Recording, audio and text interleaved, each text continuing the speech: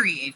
We've seen him transform into these different personas, and like, I don't know. If you ask me, that's what it really makes a star, makes somebody memorable. So he was able to draw people in and get to the with the next emotion. level. With the emotion. With Right? the emotion. I agree. Yes. I got the chance to sit across from Mick Foley at one of these WrestleCon some years ago, and I watched him sign as Mankind for like an hour. Then he left and he came back and signed as Cactus Jack for an hour. Right. Then he left and he came back. Right. He did Dude Love for an hour. So he was Exactly. yeah. Okay.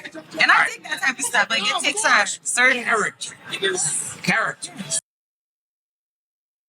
The Dudley Boys were smarter character workers than a lot of teams who were better athletes.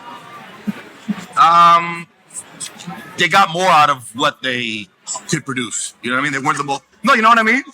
It's a compliment. You said it though. It is. It's a compliment. They got, yeah. I mean, they weren't. Another thing, they weren't easy on the eyes. You know what I mean? So they weren't going to bring the girls in. They weren't these high flying. You know, and they weren't the most. Nobody accused of being the most athletic.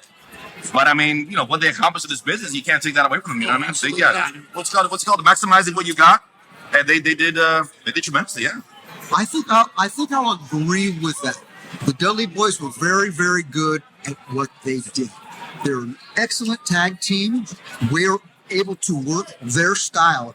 Like me and Eddie had our style. Completely different style than them. Not one's better, not one's worse. It's just what worked for us. We couldn't do the Dudley style.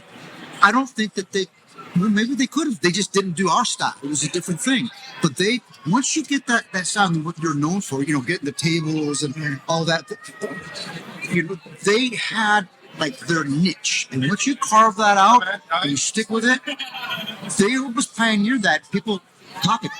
Everybody, you know, you got a lot of copycats for short people because it worked for them. It's successful. It's successful for them. But, you know, when you start not making your own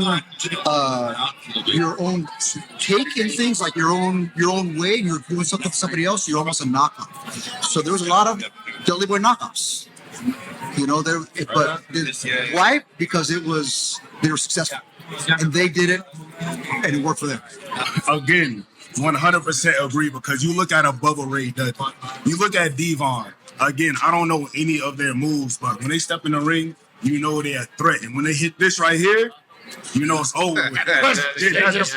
Okay. Bubba Ray Dudley, I don't know none of his moves, but I love his personality. So just him being that, his contrast with the Hardy Boys, contrast with Edge and Christian, it just brought that dynamic to a whole nother level. So they may not have been the most technical in the ring, but Not the most athletic.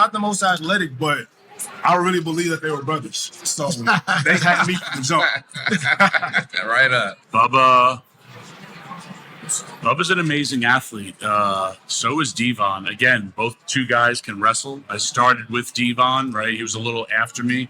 Bubba didn't get enough credit. Bro, at 400 pounds, it's the size of a Volkswagen, he would do a flying tope over and clear it. Like what you see today, Bubba was doing back then. Bubba could drop kick. Bubba could do so much stuff. He just didn't need to. Hulk Hogan, watch his stuff in WWE, is different than if you watch his stuff in New Japan. What changed? You didn't have to do it in different styles. And the great ones always adapt. Subscribe to Marking Out with MVP and Dwayne Swayze. New episodes drop every Monday, 1 p.m. Eastern.